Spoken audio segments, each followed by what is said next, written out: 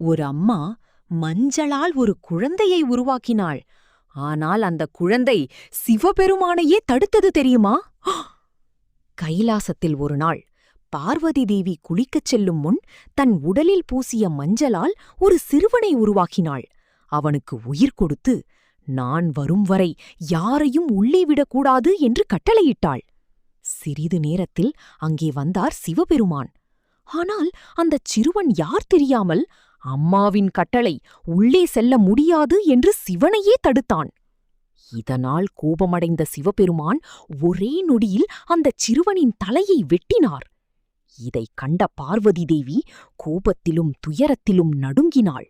உலகமே அழியும் நிலை வந்தது. அப்போது சிவபெருமான், வடக்கு நோக்கி முதலில் காணப்படும் உயிரினத்தின் தலையை கொண்டு வாருங்கள் என்றார். முதலில் கிடைத்தது ஒரு யானை. அந்த யானையின் தலையை பொருத்தி மீண்டும் உயிர் கொடுத்தார் சிவபெருமான். அந்தச் சிறுவன்தான் இன்று நாம் வழிபடும் விநாயகர், கணேசர். அதனால்தான் எந்த நல்ல காரியத்திற்கும் முதலில் வணங்கப்படுபவர் விநாயகர். வாழ்க வளமுடன்.